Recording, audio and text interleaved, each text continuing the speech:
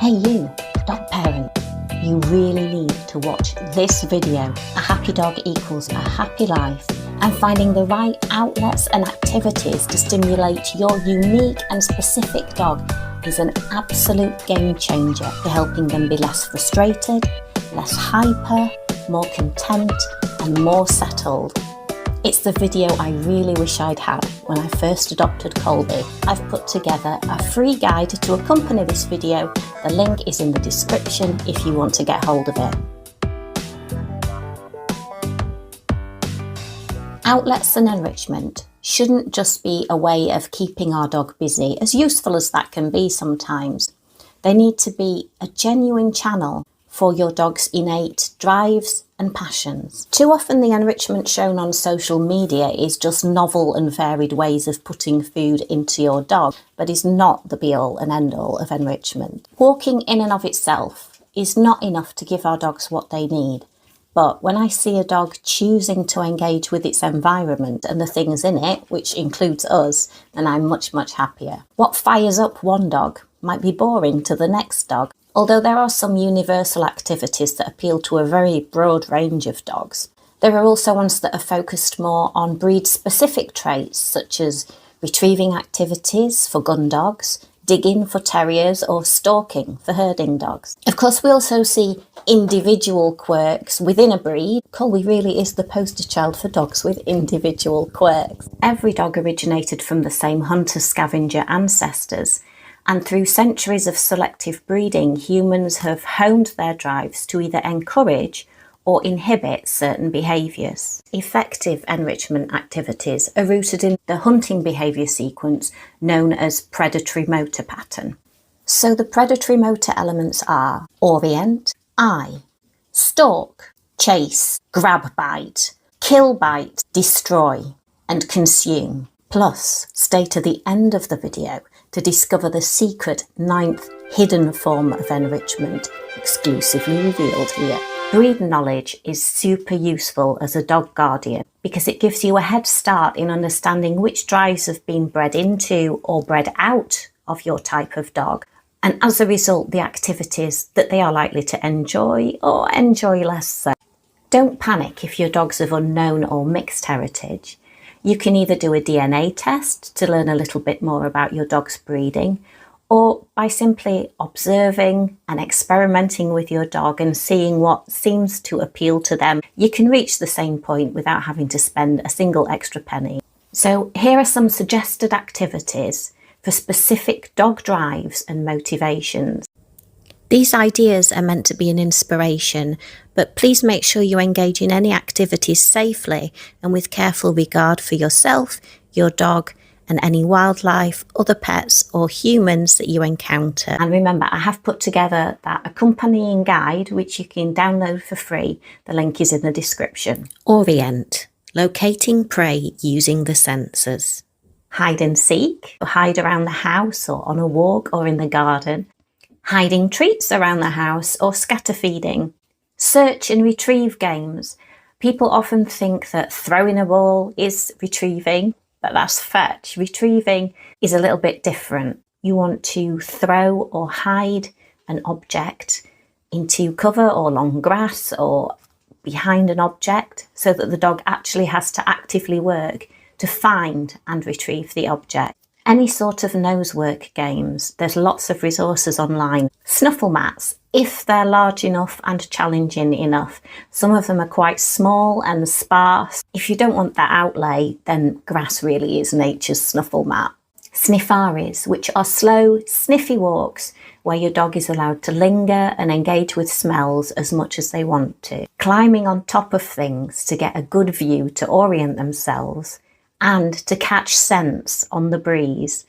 Colby loves to climb up every boulder and it makes him feel more secure, I think, as a little dog. You could let your dog sniff where other animals have been. Often I'll see Colby pick up a scent and start to follow it. It's really fun to watch. If you've got friends that keep other sorts of animals, you could ask them for a little bit of used bedding to open up their world of scent. To allow your dog to orient using sound, you can hide and call your dog, or you could use 2 metal dishes spaced apart, obscure the dog's view or do it sneakily, Throw a treat into one of the bowls and from the dong sound, see if your dog can locate where that treat's going to be.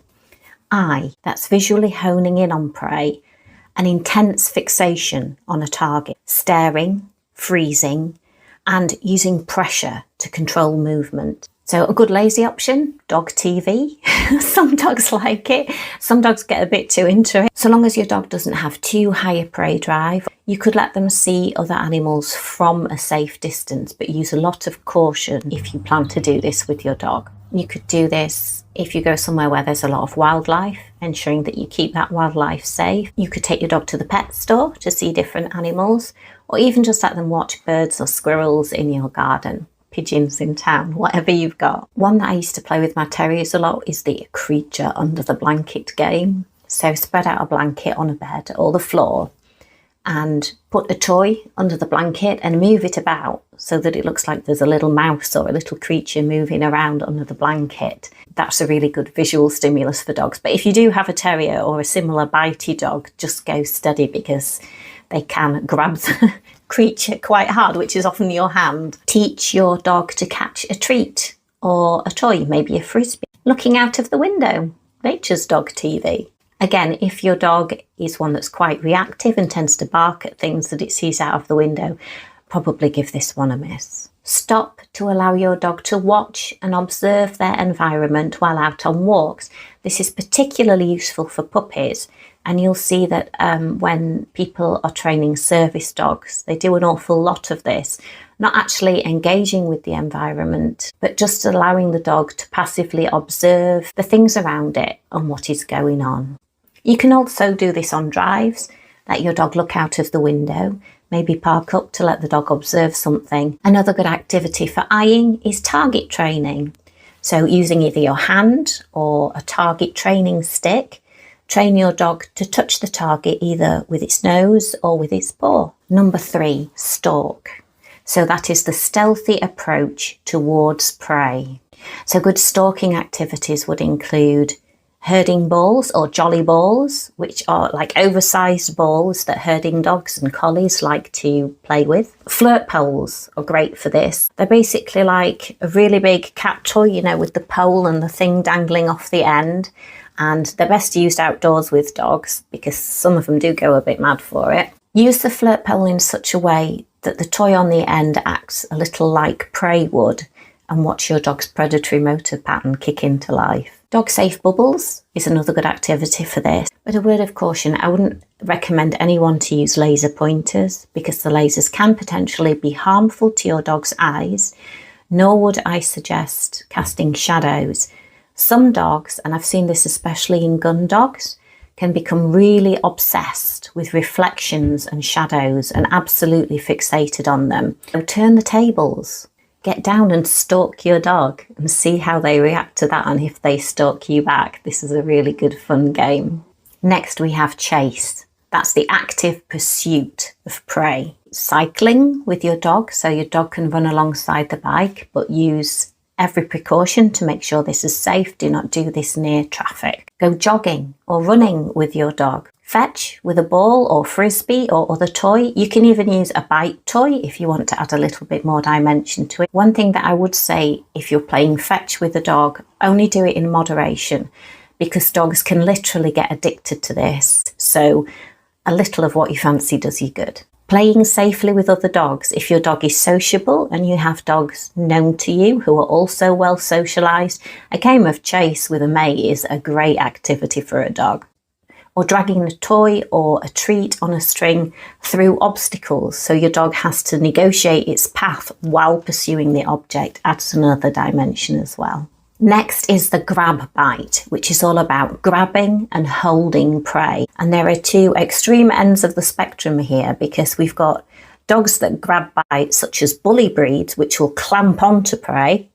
And then on the other end of the spectrum, we've got grab bite dogs like retrievers that are more soft-mouthed. And while they do grab bite, they do so in a much more gentle way.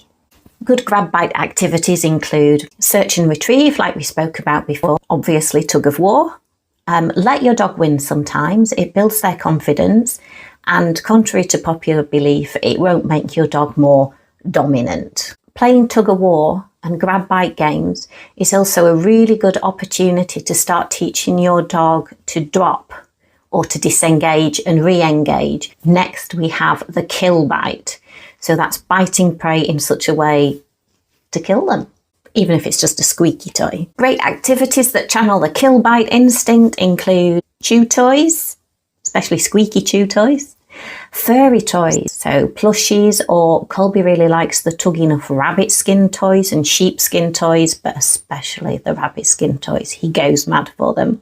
Colby likes to kill bite plastic bottles, but I don't tend to like letting him have plastic bottles because they can be quite sharp and he can chew bits off. You can make them safer. There are various types of dog toy that you can put a plastic bottle inside and that protects your dog's mouth, but I would still recommend that you supervise your dog. The 7th element of the predatory motor pattern is dismember. That is the destruction of prey. So the chewing, the ripping, the tearing, the shredding of a target. Toys that pull apart, they're in pieces, maybe connected together with Velcro, and the dog is able to rip bits off. Colby's got a tugging off clam, which basically looks like a clam. It opens up and holds together with Velcro. You can hide treats inside, throw it, and the dog has to rip it open in order to get the treats out of the middle. You can also buy toys where there's a plushie container, like maybe a log or something with holes in it, and then little squirrel plushies or something that the dog can pull out. There's a box of doom, which is basically get your old recycling, your boxes, scrunched up paper, put treats inside, in boxes inside boxes inside boxes, seal it up and let your dog rip open the box to reveal the treats inside and to consume them. It makes an absolute mess, but seeing the enjoyment on your dog's face is totally worth it in my opinion. Puppy bombs, which are very similar. They're usually cardboard tubes, put treats inside and fold up the ends so that the dog has to rip them open, but they're a little bit easier than a full-on box of doom. With all these things, start very easy when you're introducing them to your dog, and you can always increase the difficulty as your dog gains confidence and skill. Another word of caution here is that some dogs will eat things that they're not supposed to, paper and cardboard. If that's the case with your dog, use a lettuce or a cabbage and put the treats down in the gaps between the leaves so that the dog has to shred the lettuce or the cabbage.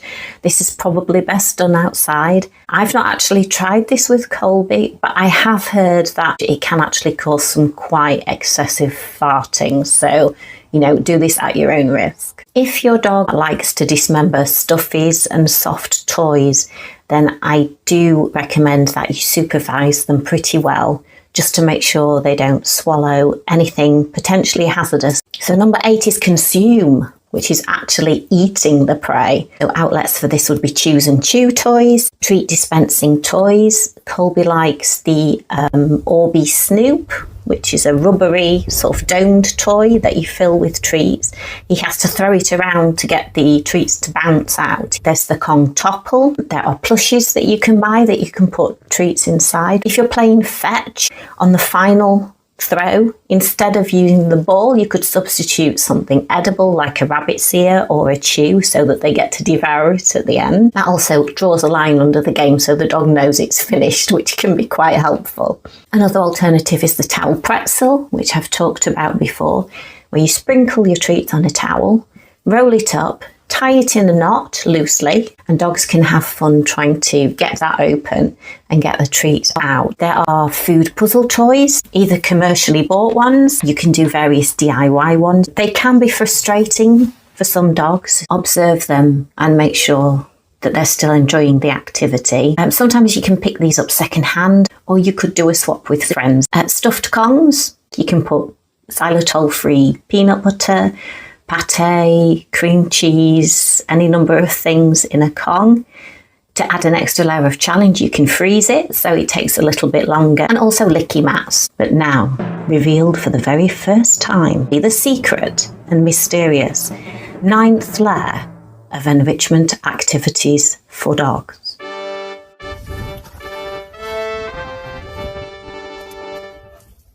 So I call this environmental confidence building activities. These are encouraging your dog to engage with its environment and to gain confidence, independence in being able to do that. The reason this category occurred to me in the first place is from observing Colby, who's a very tactile dog.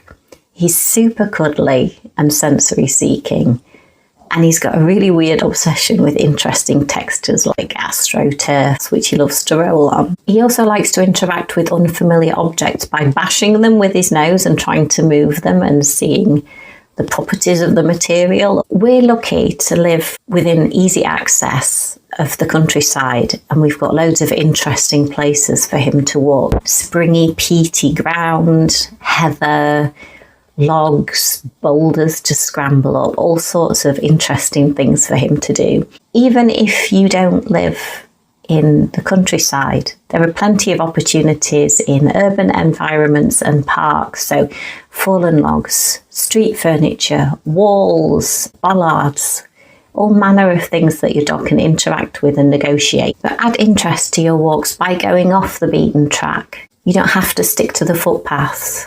Wander into the woodland, wander into the field as long as you have permission to be there, to allow your dog to experience different smells and sensations that they wouldn't get by just sticking to the paths. Encourage your dog's attention to points of interest such as holes in the ground, piles of leaves, loose soil, sand, water, molehills, street furniture, bins, anything that you think will be interesting and engage your dog's senses. Don't always be in a rush to move to the next thing. If they seem interested in something, let them linger, let them explore, and you figure out how you can build on that interest. What activities could you come up with that will engage that little spark of enthusiasm in your dog? If your dog shows resistance to a new experience or terrain, please don't push them any further than they're comfortable with. So build your dog's confidence gradually with other less daunting locations and take it really, really slowly. Let your dog be your guide. If a dog is reluctant with a certain activity on first encounter, don't necessarily give up. It can take a few times of reintroducing an activity before a dog becomes interested. And some of these activities are extremely arousing for dogs. If you think they're getting too excited, more than about a 5 or a 6, give them a break, move on to something, perhaps a more calming activity, and let them self-regulate and come down to normal arousal level. The most important thing is to do it in a fun and no pressure way. As soon as your dog or you start to feel frustrated, call it a day. Try something different. In fact, it's best to stop while your dog is still having fun. It's your responsibility to keep your dog, yourself, any wildlife, livestock, and other people and dogs safe. Be very cautious about the suitability of foods, scents, or substances that you use. Ensure that they are safe and non-toxic for dogs. Check the safety of any toys or training tools that you are using. Look for signs of wear and tear that might cause a hazard. So if you enjoyed this video and you would like to access my free breed-specific enrichment guide, check out the link in the descriptions. It covers everything that we've discussed in this video, as well as suggestions for which specific breeds will enjoy activities and a more detailed breakdown of the activities that you can do with your dog. Please also share this video with anyone you know who you think would benefit from this information. And if you've got any questions or requests for clarification or further information, then drop me a comment and I will do my best to help. Until next time.